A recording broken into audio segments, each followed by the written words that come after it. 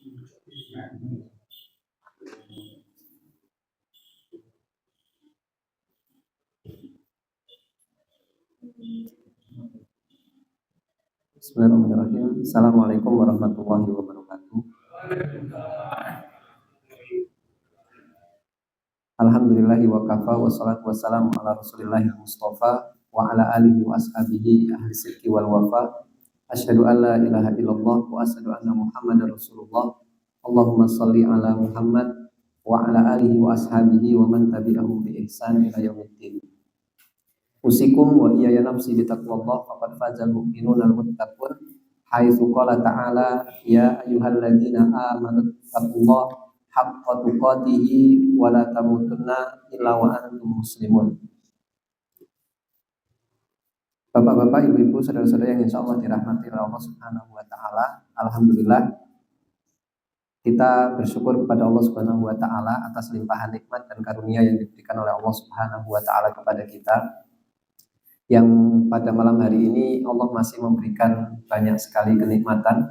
Allah Subhanahu wa taala masih memberikan kepada kita kesempatan untuk bisa melaksanakan salah satu kewajiban kita sebagai seorang muslim, yakni melaksanakan sholat maghrib secara berjamaah.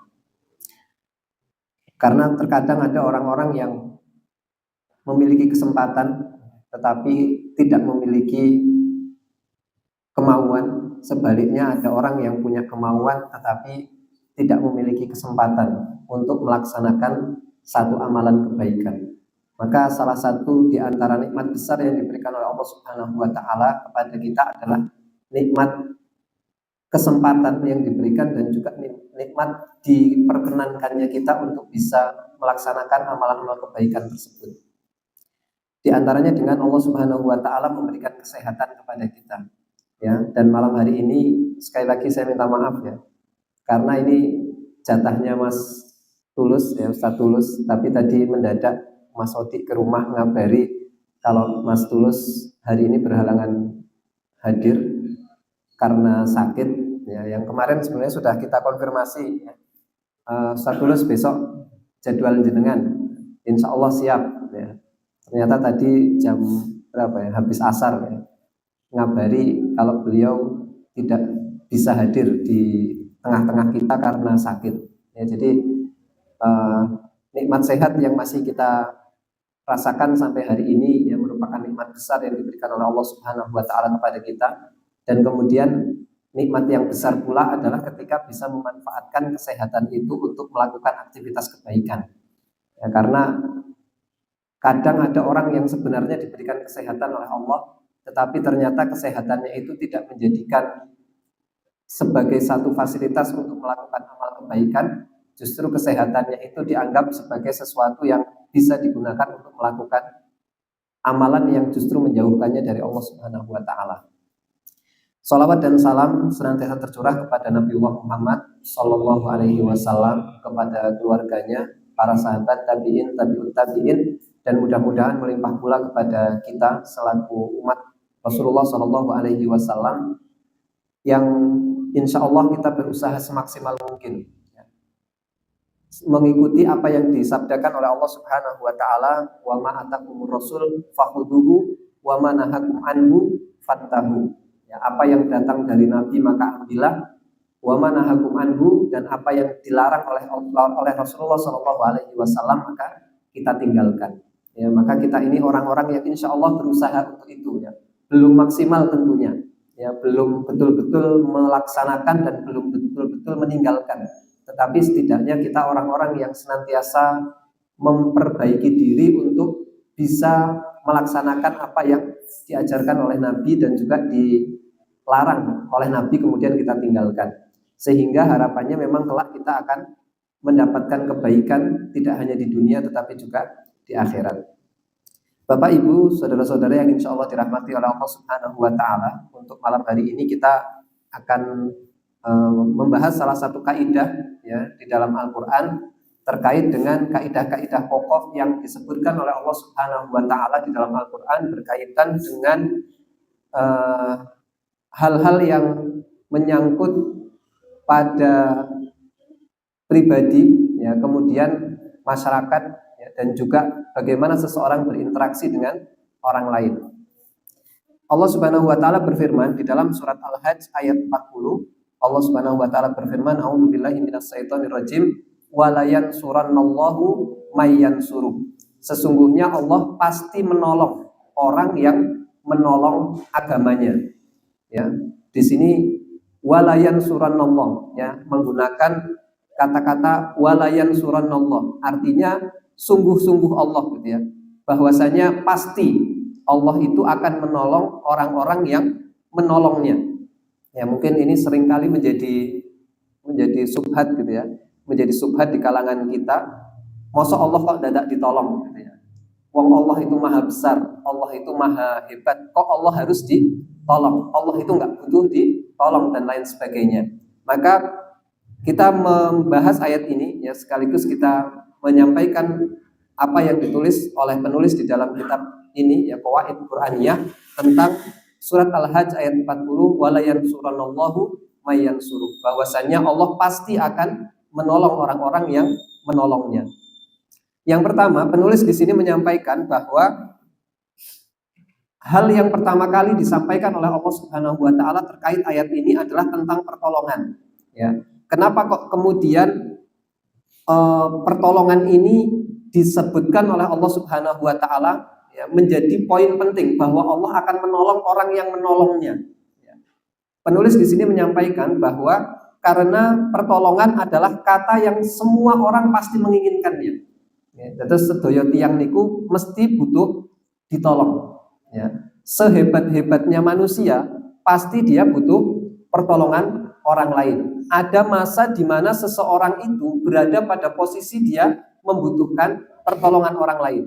Kemudian yang kedua, bahwasanya memang pertolongan itu menjadi sesuatu yang memudahkan orang yang membutuhkan pertolongan. Dan kemudahan itu adalah sesuatu yang semua orang senang. Ya. Jadi ketika kita punya masalah, kok kemudian datang orang yang nolong, maka kita akan sangat senang. Atau ketika kita sedang dalam masa sulit, kok tiba-tiba ada yang memberikan kemudahan, ya, maka perpindahan posisi dari sulit kemudian menjadi mudah, perpindahan dari kita membutuhkan pertolongan kemudian mendapatkan sesuatu yang bisa memudahkan kita, ya, maka hal itu merupakan sesuatu yang diinginkan oleh jiwa. Sedoyo manusia membutuhkan pertolongan dan akan bahagia, akan senang ketika dia mendapatkan pertolongan. Sehingga semua umat itu berusaha untuk mendapatkan pertolongan. Ya, sedoyo tiyang niku betahke membutuhkan pertolongan dan semua orang itu berusaha untuk mendapatkan pertolongan. Ya, bahkan tidak hanya individu, ya. Tidak hanya individu, bahkan pertolongan itu dibutuhkan oleh seluruh lingkup masyarakat. Ya, misalnya dalam konteks saat ini perang Amerika dan Iran, ya, maka negara-negara yang saat ini tidak mendapatkan pasokan minyak misalnya, maka mereka ini akan meminta pertolongan kepada negara yang punya minyak. Bahkan negara yang sedang berseteru berperang, itu semuanya akan meminta pertolongan kepada sekutunya, ya, kepada pihak-pihak yang bisa menolong mereka sehingga mereka bisa memenangkan pertempuran yang sedang mereka hadapi. Ya. Maka nanti ada faksi Amerika, ada faksi Iran untuk saat ini. Sebelumnya ada faksi Palestina dan ada faksi Israel misalnya. Semua yang mendapatkan masalah, gitu ya, maka mereka ini berlomba-lomba berusaha untuk mendapatkan pertolongan, supaya dengan pertolongan itu maka mereka akan mendapatkan kemenangan. Ya. Kemudian, ya, dalam Al-Quran ayat ini mengarahkan pengikutnya, ya, untuk menancapkan salah satu sebab yang paling besar, ya. Sebab yang paling besar yang tidak boleh hilang dari pikiran seorang mukmin, ya, untuk dia mendapatkan pertolongan adalah dengan cara memohon pertolongan kepada Allah Subhanahu wa ta'ala. Ya, jadi kalau bedanya, kalau tadi misalnya ada perang, ya, sing gampang, ya, perang antara orang kafir dan orang mukmin misalnya, maka ketika orang-orang kafir itu sudah tidak punya harapan atas pertolongan, ya, mereka ini sudah berhenti, ya, mereka tidak punya lagi harapan kepada siapa lagi mereka memohon pertolongan.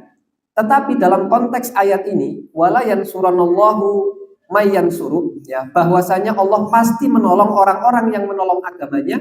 Ini menjadi optimisme bagi kaum muslimin bahwasanya dalam konteks masalah apapun yang dihadapi oleh seorang muslim, baik seorang pribadi, baik masyarakat maupun dalam lingkup yang lebih besar negara misalnya, selama dia dalam konteks menolong agama Allah Subhanahu wa taala, maka pertolongan yang paling hebat, pertolongan yang paling baik adalah pertolongan yang datang dari Allah Subhanahu wa taala. Sehingga tidak ada sikap pesimis di dalam jiwa seorang muslim. Ya, Mbak, ya. Misalnya punya masalah, ya, taruhlah misalnya kita pas jadwalnya bayar anak sekolah, ya, tapi pas bulan itu tanggal itu betul-betul, ya, tidak punya uang untuk bayar sekolah. Kemudian kita sudah pinjam sana sini, ya, sudah berusaha semaksimal mungkin untuk mendapatkan pinjaman supaya bisa membayarkan uang SPP anak kita, ya. Kemudian sudah mentok tidak ada jalan, ya. Kalau orang non muslim mungkin, gitu ya, orang yang tidak memiliki iman di dalam hatinya, dia akan pesimis. Sebagian mereka akan kemudian melakukan hal-hal yang tidak diinginkan, ya. Tetapi seorang muslim tidak ada kamusnya mereka untuk kemudian pesimis dan melakukan aktivitas, melakukan hal-hal yang dilarang oleh Allah Subhanahu wa taala, karena mereka tahu bahwa Allah Subhanahu wa taala adalah zat yang maha penolong. Ya, naudzubillah min dzalik. Kalau hari ini kita sering mendengar, ya, ada orang-orang yang berita tentang satu jembatan di Jawa Timur, ya. Satu jembatan yang sudah berulang kali terjadi digunakan untuk melakukan perbuatan yang mengakhiri hidupnya, ya. Karena masalah tertentu yang kemudian dia mengakhiri hidupnya sendiri dengan cara melompat dari jembatan ke sungai, dan itu sudah berulang kali terjadi, ya. Semestinya seorang muslim dia tidak sampai mengambil hal semacam ini karena dia tahu bahwa pertolongan Allah Subhanahu wa taala itu pasti diberikan kepada orang-orang yang menolong agama Allah Subhanahu wa taala. Dan pertolongan Allah Subhanahu wa taala itu jenisnya ada berbeda-beda, ada bermacam-macam, ya. Tidak kemudian, ya, pertolongan itu hanya sebagaimana yang diinginkan oleh si pemohon pertolongan, ya. Jadi kalau kita, ya, contoh yang gampang tadi, sudah butuh, ya, lagi butuh, kemudian kita sudah minjem-minjem kok nggak ada yang minjemi, gitu ya, sampai kemudian kita merasa hampir putus asa, ya. Apakah kemudian jalan pertolongan Allah itu selalu menghadirkan pertolongan dalam bentuk kemudian ada uang yang diberikan secara tiba-tiba? Ya belum tentu, ya. Ada saatnya dia mungkin bisa datang kepada kepala sekolahnya, kemudian menyampaikan masalahnya, dan kepala sekolah mengatakan, ya nggak apa-apa ditunda, ya, untuk bulan ini mboten usah bayarin, insya Allah bisa dibayar bulan depan misalnya. Ini termasuk pertolongan dari Allah Subhanahu wa taala yang mungkin sebelumnya tidak terfikirkan. Di kepala kita sebelum terjadinya hal itu mungkin kita sudah mikir, kok nek raiso anakku ra lulus, kok nek raiso anakku ngene, nek raiso anakku ngene. Ternyata ketika hal itu dihadapi dengan baik, ya, Allah memberikan pertolongan dengan jalan yang tidak disangka-sangka, dan itu seringkali terjadi pada kehidupan kita, baik kita sadari maupun kita tidak sadari, ya. Yo pas tenanan randedet babat blas, gitu ya, gue tuku bensin raiso, neng yo kudu mangkat kerja, ya, sampai kemudian tahu ini bensin motor jane entek, gitu ya, tapi wes pokoknya tak bismillah, ya, motor tak pancal mangkat kerja, ya, kira-kira neng dalan ra cukup yo, engko mandek neng dalan mbuh piye carane, gitu. Entah bagaimana caranya sampai kantor, sampai tempat kerja yo cukup, pulang lagi yo cukup, dibuka napa jenenge joke sampai griya raine isine, ya. Niku nggih kadang enten ngoten niku, ya. Dan ini kisah nyata, ya. Ada orang-orang itu yang sampai engko nek aku buka jok, aku hilang yakine, gitu ya. Hilang yakine nek motor ini bakal tekan penggaweanku. Tapi wes pokoknya bismillah lah mboten usah tak buka. Yo kira-kira entek, ya. Ning insyaallah sampai, gitu ya. Ternyata betul, sampai PP, ya. Sampai PP dibuka, joknya nggak ada isinya, tapi udah bisa sampai rumah lagi untuk mencari nafkah. Kadang hal-hal semacam ini terjadi, ya. Dan ini merupakan pertolongan dari Allah yang kadang kita ya memang wis pokoknya nek pun pasrah niku nggih. Nek tiyang mukmin ya dia sudah pasrah kepada Allah Subhanahu wa taala, maka pertolongan itu kadang datang dengan cara yang tidak kita sangka. Ya. Kemudian Bapak Ibu saudara-saudara yang insya Allah dirahmati oleh Allah Subhanahu wa taala, kaidah ini juga datang untuk mengatakan kepada kita semua bahwa hakikat kemenangan adalah dengan melaksanakan perintah Allah Subhanahu wa taala, menjauhi larangan Allah Subhanahu wa taala, menolong para rasulnya dan para pengikutnya, menolong agamanya dan berjihad melawan musuh-musuhnya dan memaksa mereka sehingga kalimatnya menjadi kalimat yang paling tinggi dan kalimat yang paling mulia. Ini dalam Adwaul Bayan ya, dalam kitab Adwaul Bayan dijelaskan bahwa ya pertolongan Allah Subhanahu wa taala ya itu adalah ketika seseorang itu dalam konteks dia melaksanakan perintah Allah, menjauhi larangan Allah, menolong para rasulnya, dan kemudian dia menolong agama Allah Subhanahu wa taala sehingga agama Allah itu menjadi agama yang paling mulia. Ya, dia membela agama Allah, membela Islam ini sehingga Islam itu menjadi mulia di mata manusia. Ini yang disebut dengan pertolongan Allah. Artinya, Bapak-bapak, Ibu-ibu, saudara-saudara yang insya Allah dirahmati oleh Allah Subhanahu wa taala. Kalau kemudian kita diberikan kemudahan oleh Allah, ya, bukan kemudahan oleh Allah ya. Kita diberikan kemudahan untuk melakukan kemaksiatan, ya. Kita diberikan pertolongan mudah untuk melakukan kemaksiatan, maka sesungguhnya ini bukan pertolongan. Ya, jadi kita perlu mengotai, ya, memberikan kotak pada kata pertolongan itu. Pertolongan bukanlah untuk segala sesuatu yang berupa sesuatu yang memudahkan.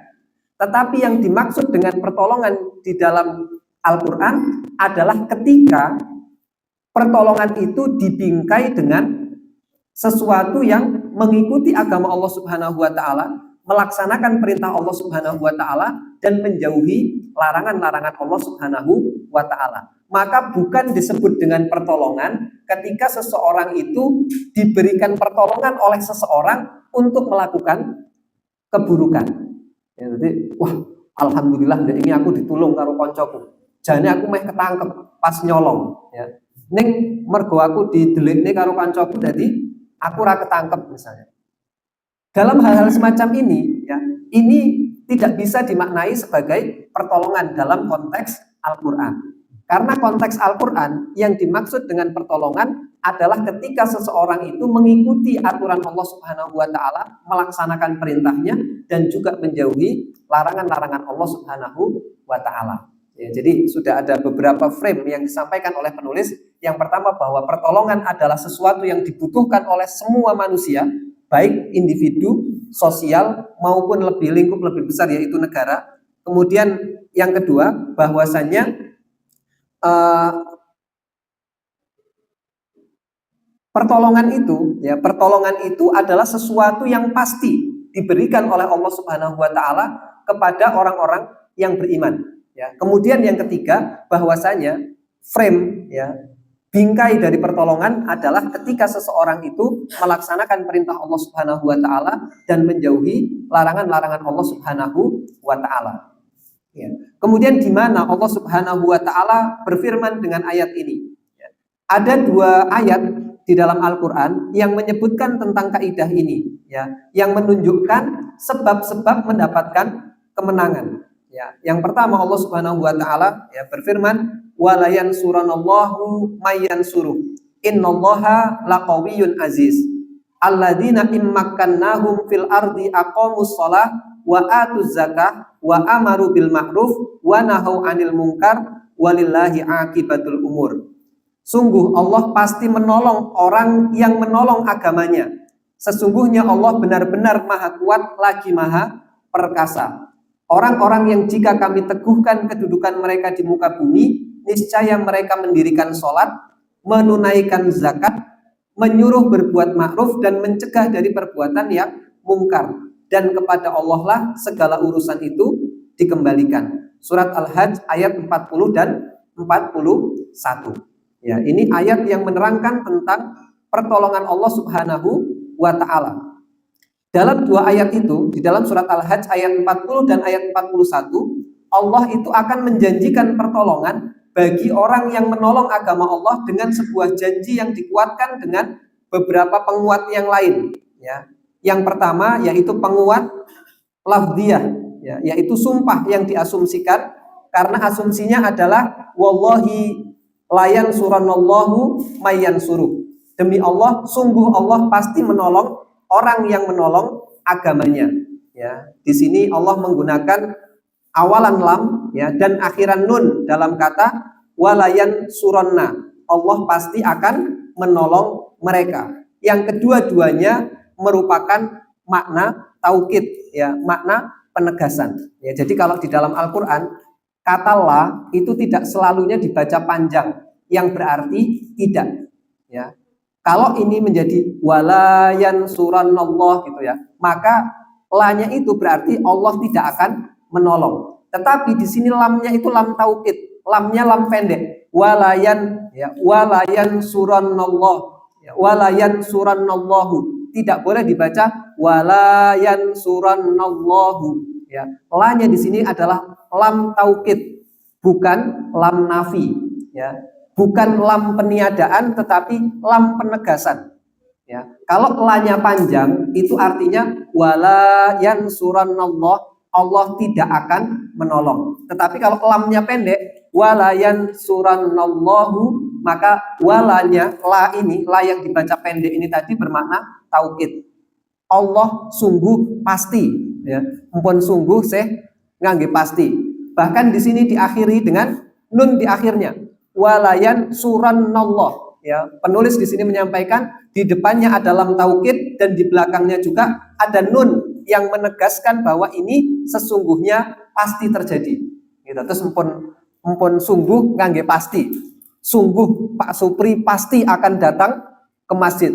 Niku empun pokoknya udan yo teko, yo panas yo teko, petir yo teko, ya gluduk yo teko, ya pokoknya empun enten sungguh pasti Pak Supri akan datang, itu berarti sudah ampun sungguh kok pasti, ya.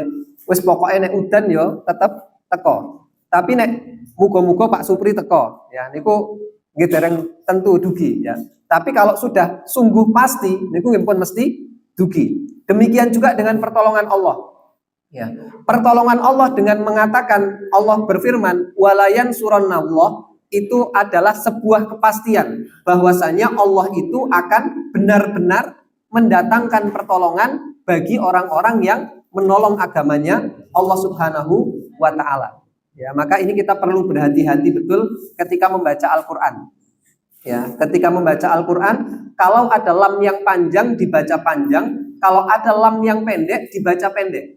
Karena hal ini akan sangat bertentangan artinya ketika lam yang pendek dibaca panjang dan lam yang panjang itu dibaca pendek. Ya. Sing kudune Allah tidak akan mengadab, ya. Kemudian dibacanya pendek, ya. Maka menjadi Allah pasti akan mengadab. Sementara yang Allah pasti akan menolong kemudian lamnya dibaca panjang sehingga artinya menjadi Allah tidak akan menolong. Ya, maka ini sebuah pertentangan yang sangat jauh. Ya, maka ketika kita membaca Al-Qur'an, ya, kita perlu berhati-hati, tidak usah cepat-cepat, sing penting pas, ya. Hukum mempelajari tajwid, hukum mempelajari panjang pendek di dalam Al-Qur'an itu hukumnya fardu ain, ya. Sementara menghafal itu fardu kifayah. Sementara kadang, ya, ketika kita kemudian mengejarnya hafalan, itu seringkali kemudian panjang pendek di lam ini itu seringkali juga kelewat, ya. Maka pastikan betul, ya, kita ketika membaca Al-Qur'an kita coba dulu, ya, bahwa lam ini jangan sampai ketukar karena artinya yang satu pasti, yang satu tidak. Ya, jadi sebuah pertentangan yang jauh. Kemudian itu tadi dari segi lafal, bahwasanya Allah berfirman tentang pertolongan itu dengan walayan suranallah yang awalannya lam dan akhirannya nun, yang kedua-duanya menunjukkan taukid, yang kedua-duanya menunjukkan sebuah kepastian, dan kemudian secara makna Allah Subhanahu wa taala berfirman innallaha laqawiyyun aziz. Setelah Allah itu menjelaskan bahwa Allah akan memberikan pertolongan, maka Allah itu mengikuti dengan pernyataan yang menguatkan bahwasanya Allah itu maha benar, maha kuat, lagi maha perkasa. Ya. Jadi nek secara napa nih, secara lafaznya itu sudah dikasih kata-kata sungguh mesti, ya. Kemudian di belakangnya dikasih kata-kata innallaha laqawiyyun aziz, ya. Nek kita tarik ke bahasa kita ya, sungguh pasti Pak Supri akan datang ke masjid. Karena Pak Supri itu punya payung, punya mobil, punya apa lagi? Pokoknya segala hal yang memungkinkan Pak Supri itu untuk datang ke masjid. Ya, nek cuma ngomong ya, sungguh pasti Pak Supri datang ke masjid. Tapi semua orang tahu, alah Pak Supri ra duwe payung, alah Pak Supri ra duwe mobil, alah Pak Supri lagi loro, alah Pak Supri lagi lemes gitu. Maka orang pun akan ragu. Opo yo Pak Supri iso teko ning masjid. Meskipun kata-kata di depannya itu sungguh pasti Pak Supri akan datang ke masjid. Tetapi kemudian karena didukung oleh pendukung makna bahwasanya sungguh pasti Pak Supri akan datang ke masjid karena Pak Supri sehat, Pak Supri kuat, Pak Supri punya payung, Pak Supri kakinya sehat, Pak Supri punya mobil, ya. Maka kemudian hal itu menjadi penguat makna bahwa kepastian yang dipastikan bahwa Pak Supri akan datang itu betul-betul akan terwujud. Ya, mbuh piye cuacane, pas Pak Supri pasti akan datang. Dalam konteks ayat ini, ketika Allah menjelaskan bahwa Allah pasti akan memberikan pertolongan, itu Allah ikuti dengan innallaha laqawiyyun aziz. Allah itu maha perkasa, lagi maha kuat. Nek cuma nulung wong sak donya, Allah kuwi ora kelangan bondo. Ya. Nek mung nulung wong sak donya iki, ya, Allah itu tidak akan kekurangan kekuasaannya. Kalau cuma untuk menolong orang yang ada di dunia ini, bahkan nggak cuma manusia, ya, menolong hewan, menolong pepohonan, menolong dunia ini, ya, Allah itu tidak akan berkurang kekuatannya sedikit pun. Karena Allah itu maha kuat, lagi maha kuasa. Allah niku pun mboten napa nggih, mentok gitu ya. Sudah nggak ada yang meragukan bahwa Allah itu punya kekuasaan yang sangat besar dan Allah itu memiliki kekuatan yang luar biasa.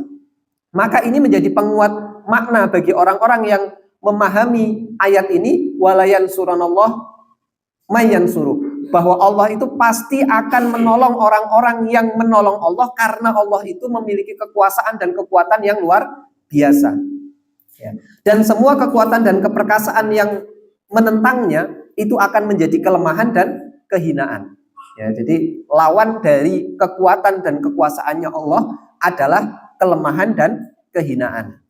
Kalau kita meminta pertolongan, kalau kita mengharap pertolongan dari selain Allah, maka orang tersebut, sesuatu yang kita harapkan pertolongannya, itu pasti punya sisi lemah dan pasti punya sisi hina. Ya, pasti punya kekurangan. Tetapi Allah itu adalah zat yang sempurna kuatnya, sempurna kekuasaannya. Kemudian firman Allah Subhanahu wa ta'ala, walillahi akibatul umur, dan kepada Allah lah segala urusan itu akan kembali. Hal ini terdapat peneguhan bagi orang mukmin ketika dia menganggap pertolongan masih jauh dalam pandangannya disebabkan jauhnya sebab-sebab yang ada padanya. Karena kesudahan segala urusan hanya ada di tangan Allah Subhanahu wa ta'ala. Dia bisa merubah apapun yang dia kehendaki berdasarkan konsekuensi dari hikmahnya. Ya, terus kadang kita itu kenapa kok pesimis?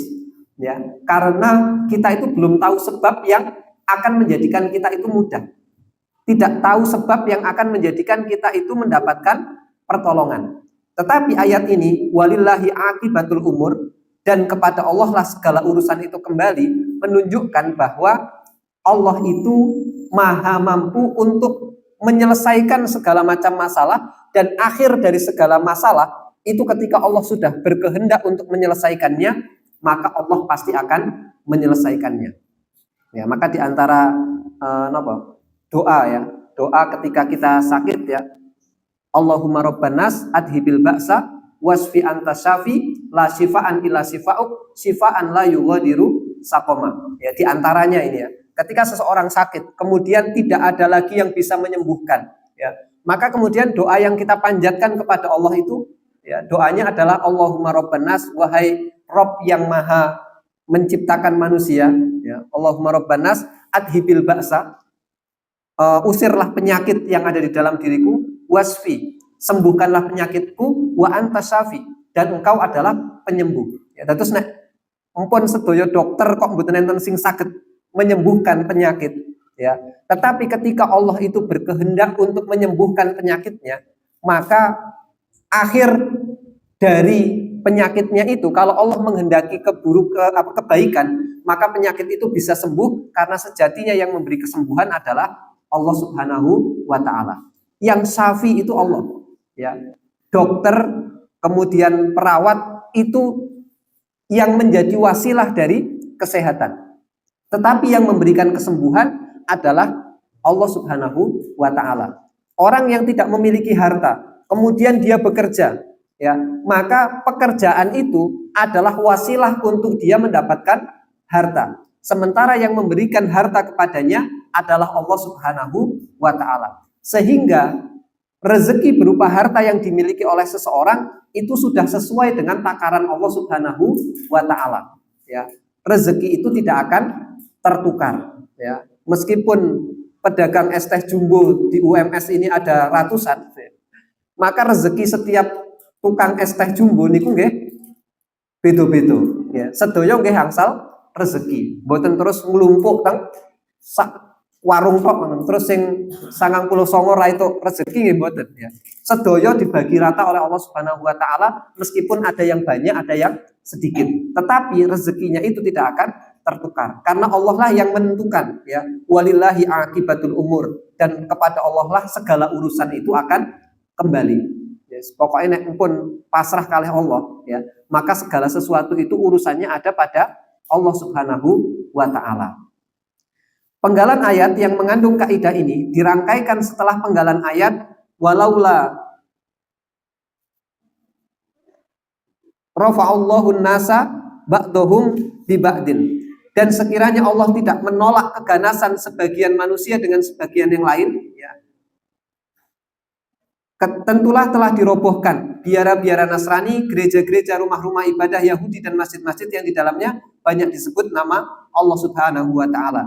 Dan ini adalah tempat-tempat ibadah penganut agama-agama besar. Kemudian Allah berfirman setelah itu, seraya memperkuat kaidah dan sunnah ilahiyah, wala yansuranallahu may yansuru. Sungguh Allah pasti menolong orang yang menolong agamanya. Ini dalam konteks pertempuran antara orang-orang kafir dan orang-orang muslim. Ya, bahwasanya Allah Subhanahu wa taala yang kemudian memenangkan, ya, pertempuran antara seorang muslim dan orang-orang kafir pada masa dahulu. Bapak-bapak, ibu-ibu, saudara yang insyaallah dirahmati Allah Subhanahu wa taala, dalam peperangan masa Rasulullah Shallallahu alaihi wasallam itu tidak selamanya kaum muslimin itu diberikan pertolongan dalam bentuk kemenangan oleh Allah Subhanahu wa taala. Ya. Kemenangan dan kekalahan itu dipergilirkan. Boten terus setiap perang antara kaum muslimin dan kaum kafir pada saat itu, pada zaman Rasulullah, kemudian orang Islam itu menang terus, ya. Ada masa-masa di mana Allah itu menguji seseorang dengan kekalahan. Tetapi kekalahan itu selalu karena sebab tertentu yang kemudian menjadikan pertolongan Allah itu tidak sampai kepada mereka, ya. Kalaulah setiap peperangan itu kemudian kaum muslimin itu berada pada posisi keimanan yang selalu prima, yang selalu pada puncaknya, maka orang muslim itu pasti menang terus, ya. Tetapi ada kondisi-kondisi di mana hawa nafsu dan kemudian hal-hal yang berada pada diri manusia itu mengakibatkan pertolongan Allah itu tidak langsung datang kepada mereka dalam bentuk kemenangan, ya. Ada kalanya kemudian Allah itu menguji mereka dulu dengan kekalahan, ya. Di antaranya ada pada masa perang Uhud, ya. Pada masa perang Uhud kaum muslimin itu awalnya sudah menang, ya, sudah diberi pertolongan oleh Allah Subhanahu wa taala. Kemudian setelah kaum kafir mundur, ya, terlihat di bawah itu orang-orang sedang berebut harta rampasan perang. Sehingga para pemanah yang berada di atas, ya, jadi posisinya kaum muslimin di atas, kemudian orang-orang kafir di bawah. Orang-orang yang di atas ini bawa panah yang sekiranya dia ada orang musuh datang kemudian dipanah itu bisa kalah gitu, ya. Tapi ternyata ketika mereka mundur, ya, kaum muslimin yang berada di atas ini tadi, ya, itu turun semua ke bawah. Dan ternyata mundurnya orang musuh-musuh Islam ini tadi tidak mundur, tetapi mereka berputar, ya. Sehingga posisi yang tadinya kaum muslimin di atas dan orang-orang kafir musuh itu di bawah, dan orang-orang yang di atas ini bisa memanah orang yang di bawah dengan mudah, tiba-tiba berbalik. Orang-orang muslim berada di bawah, orang-orang kafir naik ke atas bukit, dan kemudian orang-orang muslim ini bisa dikalahkan oleh orang-orang kafir yang naik ke atas bukit, ya.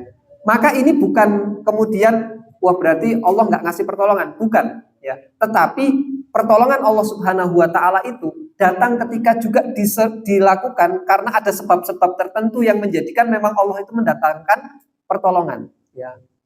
Allah itu memberikan sebab, ya. Allah niku mengharuskan seseorang itu melakukan sesuatu yang dengan sesuatu itu kemudian dia mendapatkan hasil atas usahanya, ya. Boten terus peh wong muslim gitu ya. Rezeki ini Allah sing ngekei, kemudian dia nggak bekerja, hanya berdiam diri di rumah berharap Allah akan mendatangkan rezeki secara tiba-tiba. Nggih boten, ya. Allah itu akan mendatangkan rezeki kepada seseorang ketika dia bergerak untuk mencari rezeki yang sudah disediakan oleh Allah Subhanahu wa taala. Allah itu akan memberikan kesembuhan kepada seseorang yang dia telah berusaha mencari cara untuk sembuh, ya. Pijat, kemudian ke dokter, kemudian apa yang kemudian dengan itu kemudian Allah mendatangkan pertolongannya. Ya, tidak kemudian orang niku hanya pasrah gitu ya. Wis aku tak neng omah wae wong ya Allah Maha memberi rezeki. Wis aku tak ra berobat wong ya Allah kuwi Maha penyembuh, ya. Nggih mboten ngoten.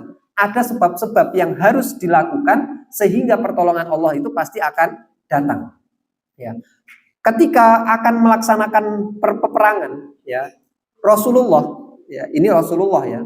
Rasulullah itu berdiskusi dengan para sahabat tentang bagaimana posisi yang baik agar mereka mendapatkan kemenangan.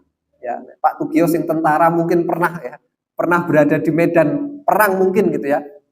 Sebelum perang niku nggih pasti enten dibicarakan dulu gen menang iki engko piye, ya.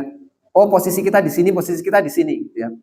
Kemudian tidak serta-merta pada masa Rasulullah itu kemudian itu tidak dilakukan. Alah tenang wae, enek Rasul, ya. Wes kok dhewe ning ndi rak menang gitu ya. Dan ternyata tidak. Bahkan pada saat perang Badar itu terjadi diskusi antara Rasulullah dan para sahabat tentang di mana posisi mereka. Sampai kemudian kaum muslimin itu memilih di dekat sumber air Badar, ya, dekat sumber air, ya. Itu juga usulan dari para sahabat kepada Nabi bahwa kalau kita pengen menang, ya, ada sebab yang perlu kita ambil, yaitu kita blokade sumur Badar sehingga orang musuh ini yang mau datang ke kita, mereka nanti kehabisan air, mereka nggak bisa lagi menyerang karena mereka kehausan. Dan betul, ketika siasat ini dilakukan, ternyata kaum muslimin bisa memenangkan pertempuran, ya. Bahkan pada saat perang Uhud pun awalnya begitu. Kaum muslimin sudah di atas bukit, musuh berada di bawah, sehingga mudah untuk mengalahkan mereka. Dan benar, kaum muslimin menang di awalnya, sampai kemudian ketika ini berbalik, baru kemudian kaum muslimin kalah. Kemudian pada masa perang Khandaq, ya, sahabat Salman Al-Farisi itu mengusulkan kepada Nabi untuk membuat parit besar yang menghalangi antara kaum muslimin dan orang-orang musyrik, sehingga kemudian kaum muslimin pun bisa memenangkan pertempuran, ya. Kalau pertolongan itu datang hanya karena, ya, oh alah wis tenang wae, ya, engko rak ditolong, wis tenang wae, tanpa melakukan sebab, ya, maka ini bukan merupakan satu hal yang dianjurkan di dalam Islam, ya. Maka untuk mendapatkan sesuatu yo harus berusaha, ya. Nabi Shallallahu Alaihi Wasallam itu pernah suatu ketika, ya, masuk masjid, kemudian bukan pada waktu sholat, ya, dan mendapati ada salah seorang sahabat, ya, yang di masjid, ya. Kemudian ditanya sama Nabi, ya, kenapa kok kamu di masjid bukan pas waktu sholat, ya. Kemudian sahabat ini tadi bilang, karena utang ya Rasulullah, utang ki oke, ya. Aku kerja yo duit kurang nyandak, ya. Terus gimana ya Rasulullah? Kemudian Rasulullah itu mengajarkan satu doa, Ya, satu doa yang diajarkan oleh Nabi Shallallahu Alaihi Wasallam untuk dibaca setiap pagi dan petang, yang kalau dia punya utang sebesar gunung Uhud sekalipun, pasti utangnya bakal lunas. Ya, Allahumma inni a'udzubika minal hammi wal hazan, wa a'udzubika minal ajzi wal kasal, wa a'udzubika minal jubni wal bukhal, wa a'udzubika min ghalabatid dain wa qahrir rijal. Yang kalau orang membaca doa ini, maka utang-utangnya pasti lunas. Ya, apa konteksnya dengan ayat ini? Nabi itu ketika ada orang pas bukan waktu sholat kok dia di masjid, ya itu Nabi juga heran. Lah kue kok koncone do kerja kok kue ra kerja? Ya kalau bahasa kita mungkin begitu gitu ya. Koncomu lagi do nyambut gawe loh iki. Kok kue malah neng kene iki ngopo? Aku mumet ya Rasulullah. Oh ya wis, nek mumet tak kei tombo sik.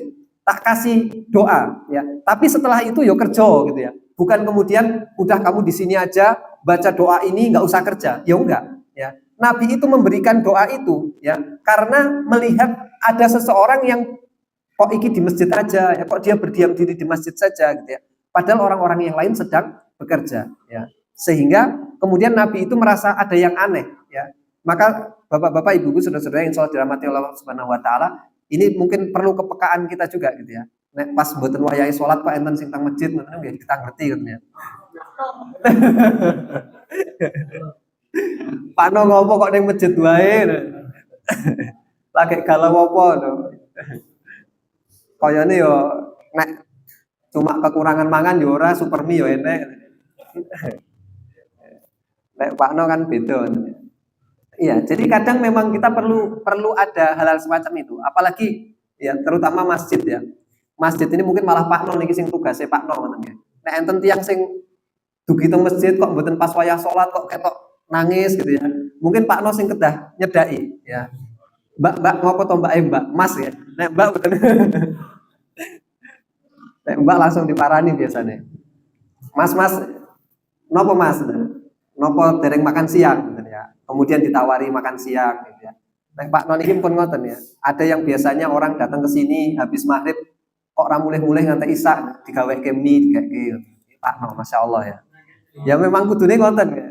Jadi masjid itu kalau bisa memang jadi apa ya, tempat orang itu memang bisa mendapatkan penyelesaian atas masalahnya. Nek mboten saged bantu ngerampungke ya secara materi yo ngerampungke karo donga nggih pun tak dongake.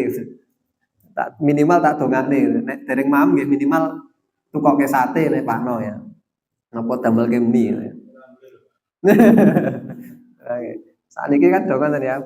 Bar maghrib mboten mulih nganti isya mergo goreng telo. Mas Giarto nek niku. Mboten mergo masalah nek niku nggih.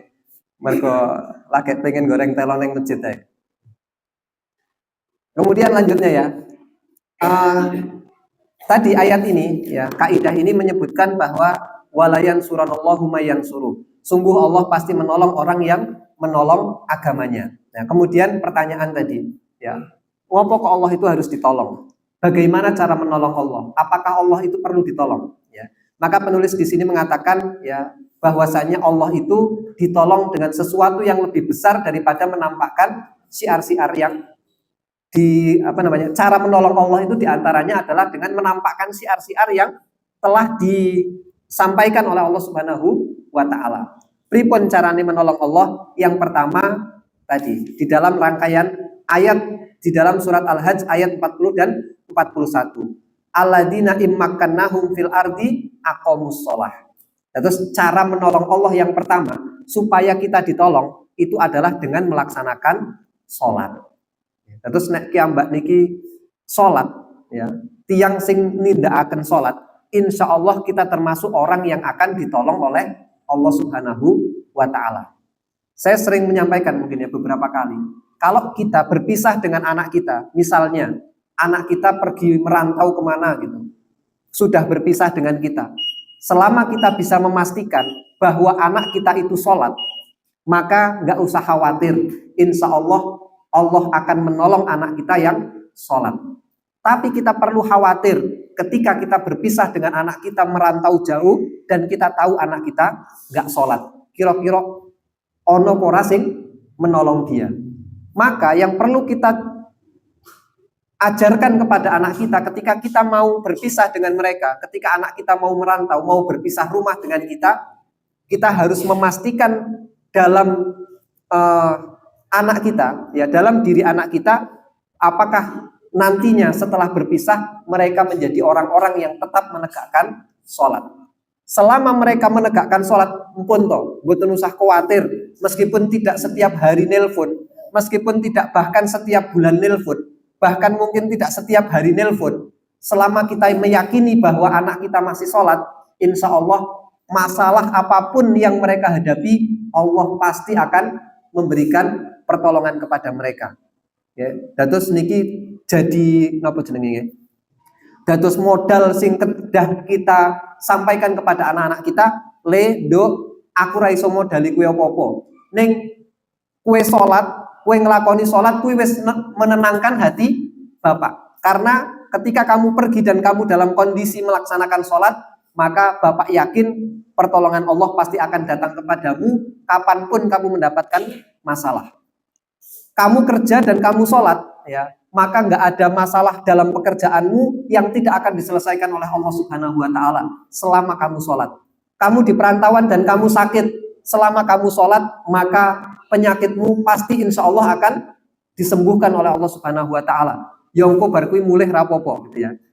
Pas sakit yang pasti nanti akan ditolong dulu lah gimana caranya sampai kemudian Allah akan memberikan kesembuhan kepadamu insya Allah. Ya, tetapi ini menjadi keyakinan dulu. Pokoknya anak sholat, insya Allah pun toh Allah yang akan menolong anak-anak kita. Demikian juga dengan diri kita. Selama kita sholat, insya Allah, ya, insya Allah, selama sholat kita benar, ya, maka insya Allah Allah pasti akan memberikan pertolongan kepada kita.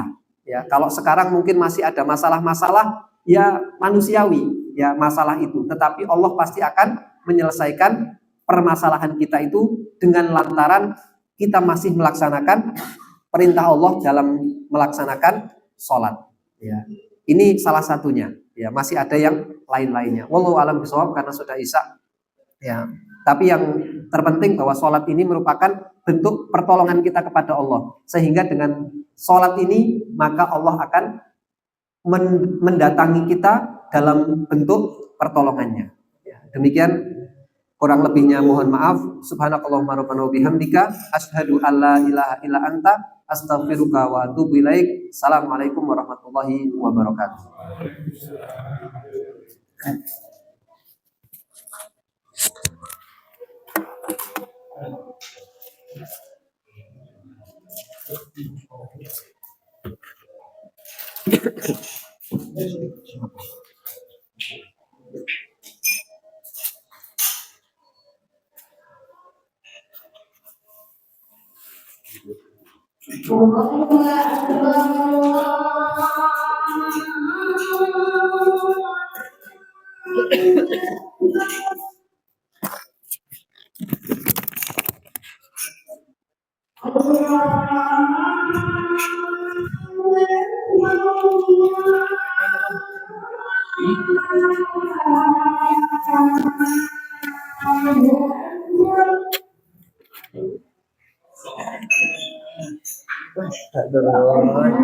Aduh.